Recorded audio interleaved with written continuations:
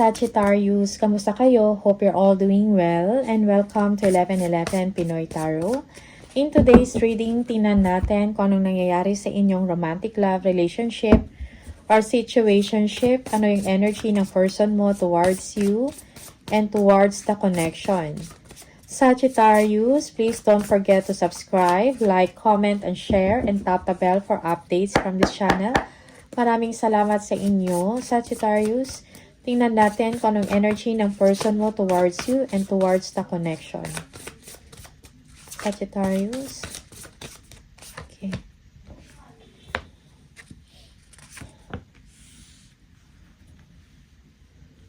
Okay.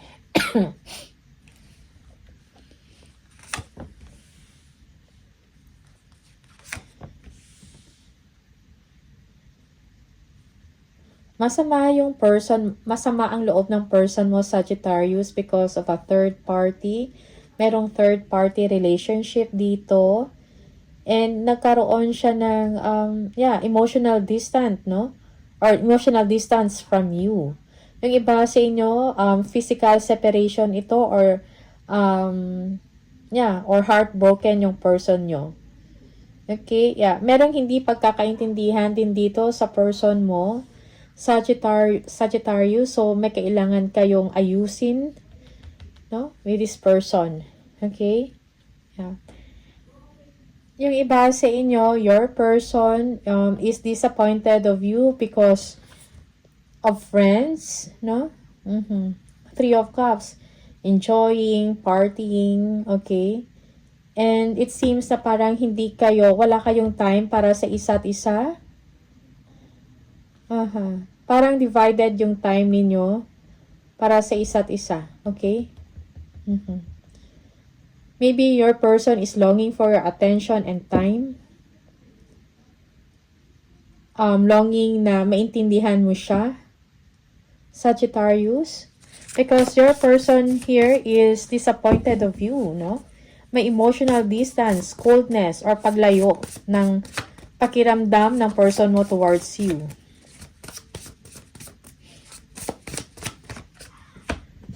For some of you, may kinalaman ito sa trabaho. Okay? Merong malaking age gap dito in the relationship.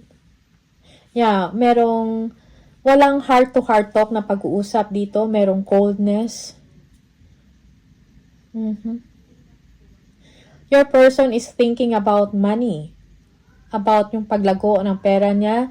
Thinking about work. Your person is a wise person, no? Maraming experiences. Okay?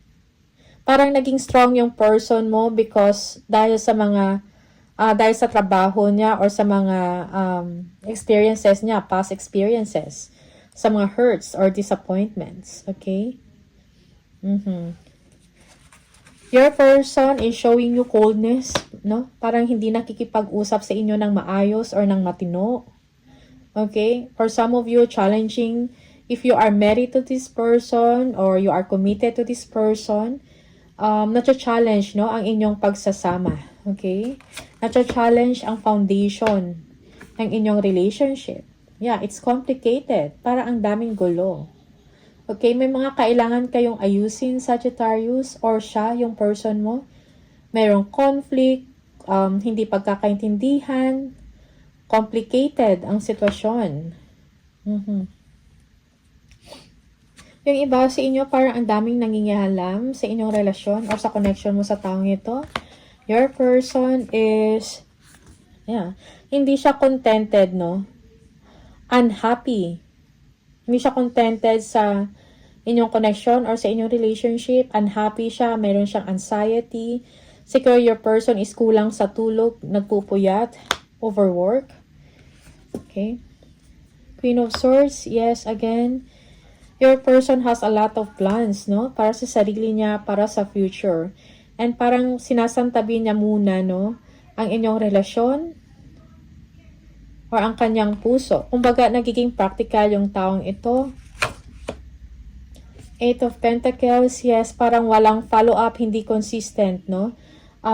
Kumbaga, hindi ganun ka-stable ang inyong relasyon or connection. Okay? Parang kumaga, parang walang effort, no, na para ayusin, no, or ma-stabilize ang inyong relationship, or para magkaroon ng foundation ang inyong relationship, Sagittarius. Okay, for some of you, Knight of Wands, this person is very attractive, hardworking person, magaling siya sa kanyang trabaho, or sa kanyang ginagawa. This person is an achiever. Okay? Six of Wands, yes, this person is parang napagtagumpayan niya, no? Kung ano man tong challenges sa inyong dalawa, sa inyong relasyon or connection, parang your person mo is parang natuto na and napagtagumpayan niya, nalagpasan niya yon. Okay? Your person is a strong person. Okay?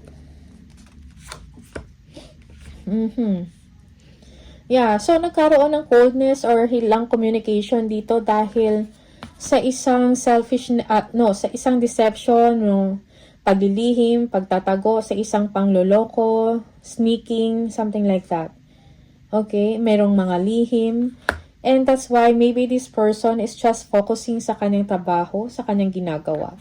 And parang siniset aside niya, no, yung feelings niya or yung relasyon, ang relasyon, something like that, no? Yeah, parang naging cold siya because sa mga pinagdaanan niya sa inyo, Sagittarius. Okay? Your person, yes, nahirapan na siya. Bruised. Kumbaga, parang stress, no? Burden sa connection or sa relationship. And even sa work, no?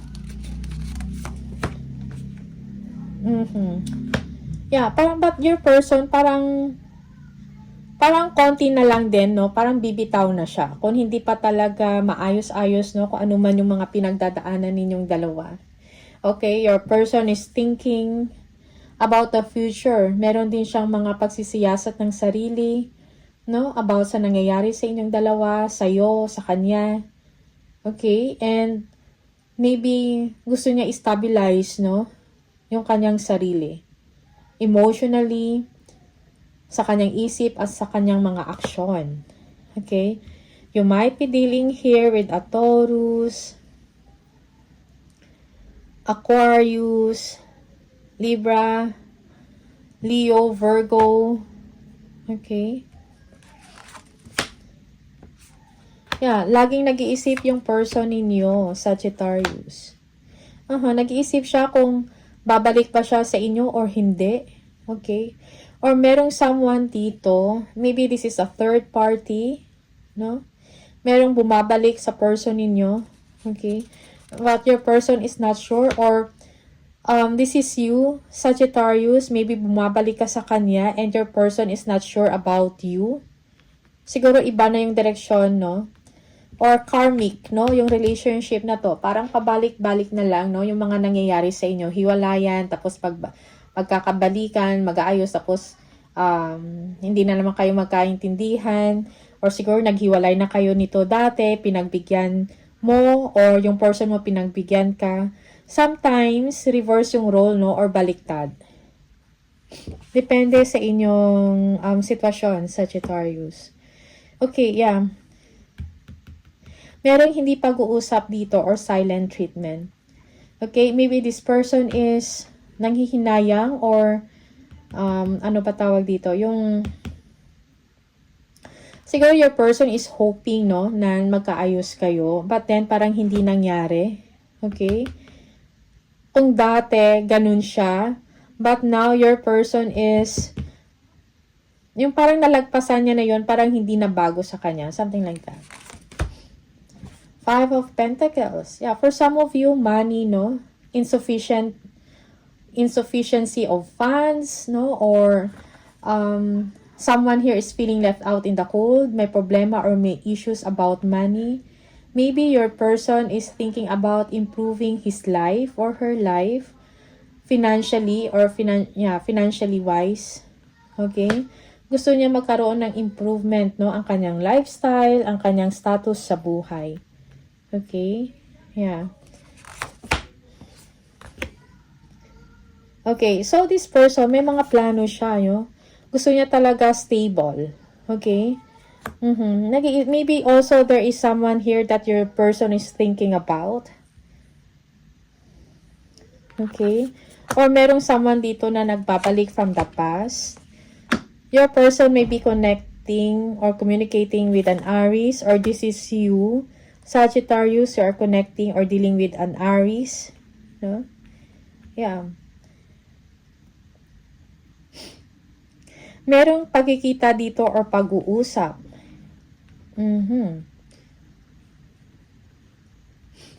Maybe merong someone dito or your person wants to see someone here, or parang gusto niya ma-develop pa yung relationship niya with another person. Excuse me, if this is a third party. Again, this is secret. Hidden. May mga hidden information from you. Okay? Eight of Wands. Merong hidden communication na nangyayari.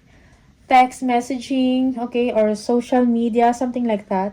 Merong infatuation na nangyayari dito. Maybe your person or someone is infatuated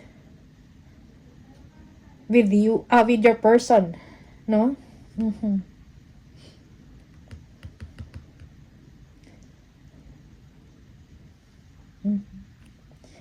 Okay.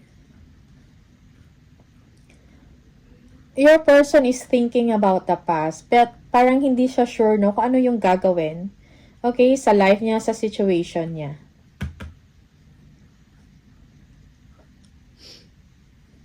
Sagittarius. Maybe you have a family with this person, Sagittarius. Your person desires to have a happy family, yung may financial contentment, no, and financial stability sa pamamahay or sa inyong buhay, or kung may family ka dito, okay? Also, your person wants to have fun. Okay? Yeah. Maybe your person parang gusto niya yung accomplished life, kumbaga. Okay, yung parang kompleto, masaya, tapos merong pagsasama-sama, get-together, pagkakaintindihan. Alright? But then again, pang yung person mo, siguro, merong separation dito or distance emotionally sa inyong dalawa. But again, because of family or merong consideration dito, this person, parang hindi siya makamove forward. Okay?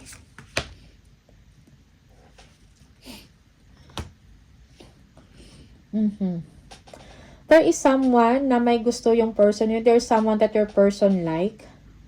Or siguro merong someone dito na nanunuyo or naniligaw sa person mo. Okay? Or this is you, Sagittarius. You are trying to revive the relationship dahil nga nagkaroon kayo ng emotional distance. Nagkaroon ng separation and now gusto mong suyuin yung person mo. Pwedeng ganun, no? For some of you.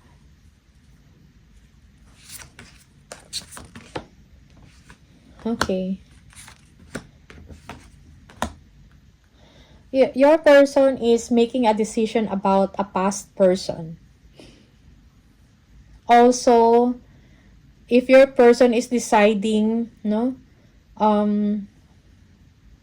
to quit or to end the relationship, ang inaalala niya yung may issues about children, no?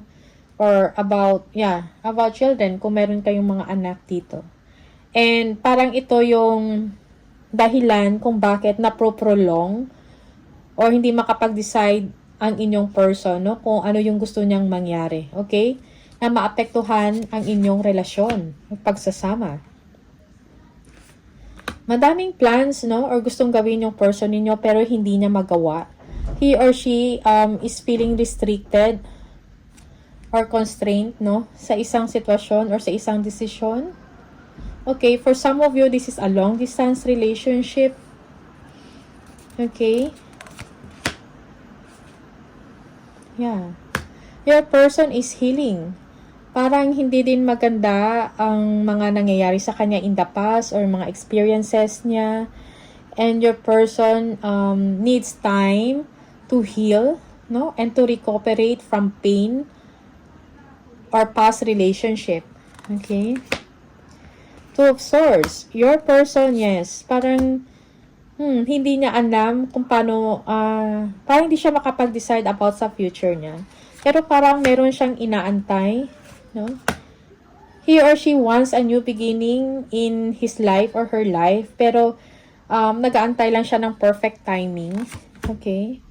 Yeah, the devil. To the point na this person is nagiging toxic na or nag-overthink about sa situation. Okay?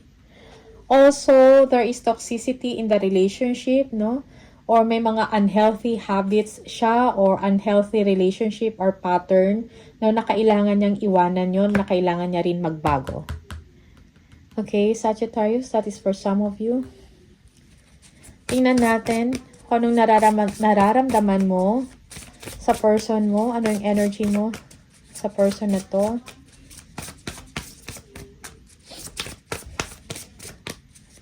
Sagittarius, ano yung energy mo sa person na to?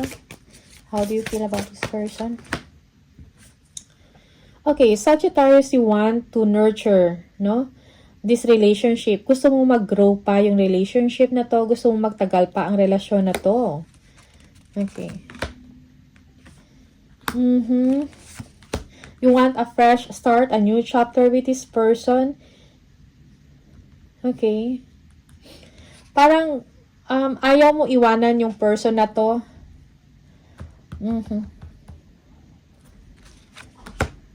Yeah, Queen of Pentacles. Siguro kailangan mo magbigay ng oras. Kailangan mo tulungan yung person na to. Most especially, you need to be a good provider for them. Okay? Yeah. For some of you, parang tinitingnan mo din, no? Yung kapakanan, if you have a family with this person. No? Okay. You want to stay longer with this person, Sagittarius. Four of Pentacles, you feel that your person is parang nag-hold back, no? Parang hindi ka kinikibo or hindi siya nagbibigay ng energy niya towards you, hindi siya nagbibigay ng attention to the point na parang feeling mo na pupush away ka na. Okay? Okay, yung iba sa inyo, you are spying, stalking this person sa social media or sa profile niya or kung anong ginagawa niya. Also, nagtatanong ka din sa sarili mo kung mahal ka pa ba ng tao na to or hindi. Interesado pa ba siya sa inyo kasi you feel the coldness, no? Parang wala nang pagmamahalan dito or hindi na ganun gaya ng dati, no? Yeah. The Star. So, you want to heal the situation. You want to heal the connection or the relationship. Gusto mo maayos ito. Okay? Gusto mo a new start with this person, Sagittarius. You are hoping and praying na magkaayos kayo or magkabalikan, something like that. You are driven, no? You are courageous para makuha lang uli yung loob ng person mo, para maibigay mo yung kung ano yung kasiyahan ng person mo. Okay, yeah, for some of you, you are working hard, determinado ka na maging successful. Maybe for some of you, bibisitahin mo yung tao na to. Okay. You want to win this person. You want to win this back. You want to win this person back, Sagittarius. Ace of Cups. Kailangan mo, kumbaga, kailangan mong pagtrabahuhin na maibalik sa'yo yung trust at yung pagmamahal ng taong ito. Okay? Yeah, for you, parang you feel happy, parang ito'y nakapagpasaya sa inyo. Okay? Yung tao na to, mahal mo yung tao na to. But you are not sure if this person, kung mahal ka pa ba ng tao na to or hindi. No? 10 of Wands. Okay. Parang nahihirapan ka na din sa relationship but you are not giving up. Parang ang dami mong responsibilities, parang ang bigat. Okay? Or pagod ka na, stress ka na. Siguro parang feeling mo parang ikaw lang yung nagtratrabaho dito sa relasyon na to. Okay, this is how you feel. And for some of you, you have to work hard to earn the trust, no? Yung ng tao na to. Okay? Okay. You are attracted to this person, but you feel that this person is nagiging financially stable or independent, parang nagiging acting single, something like that, no? Nakikita mo yung pagbabago sa tao na to. Okay. Yeah, you are hoping, no? You are wishing, hoping na sana yung tao na to hindi niya i-end yung relasyon sa inyo. Okay, Sagittarius. Maybe you are dealing with someone that is younger than you. You admire this person.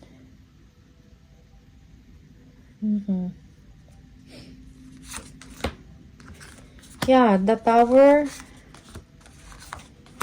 Meron realization dito sa inyo, siguro hindi mo inakala, in-expect na iiwanan ka ng tao na to, or kung iwanan ka man, babalik din siya. Siguro hindi mo lang in-expect, no, na kaya ka palang iwanan ng tao na to, no? Because this person, alam niya na deserve niya yung someone or something better, okay, na para sa sarili niya. Okay, this person wants a new direction in life. But sometimes, this is just a temporary, no, na pag-alis and babalik din. Okay? Parang nakita na ng person na to yung clarity ng inyong relasyon, no? He or she is seeing the clarity of the situation, of the relationship. No? Parang nalinawan na siya, kumbaga, or natauhan. 5 of Cups, no? So, this person is disappointed, no? Parang bakas, no, yung kalungkutan sa tao na to. Nalulungkot yung tao na to, or this is you, no? You are sad. You miss this person. Dahil itong tao na to parang iniwanan ka. Okay? Yung iba sa inyo, you are regretful, parang nagsisi ka kung meron ka mang ginawa na mga pagkukulang sa kanya, sa person na to. And now you see the truth, no? Mahal mo pala yung tao na to. Ayaw mo na iwanan ka ng taong ito. This is a big revelation for you, a big realization, Sagittarius. Okay? Tingnan natin. Anong sa isip ng person mo towards you? O anong sa isip niya? Anong energy ng person mo?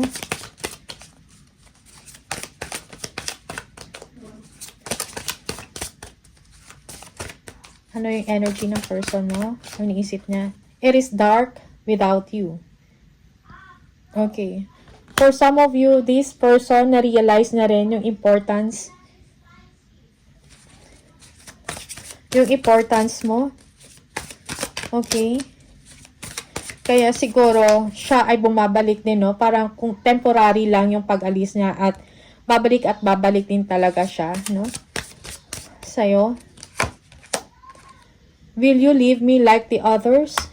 Okay. Yeah, for some of you, this person is also thinking na siguro iiwanan mo din siya gaya ng siguro meron kang mga past experiences, no? Or, yeah, may mga karelasyon ka dati na iniwanan ka, something like that. Or iniwanan, or meron, yung person na to, parang meron din siyang karelasyon dati na parang iniwan lang din siya, no? So, parang nagtatanong siya kung ganun din ba yung gagawin mo sa kanya. Okay? Maybe this person also feels na hindi ka magtatagal rin sa kanya. Okay? Parang pareho lang din kayo, no? At some point. One more. One more.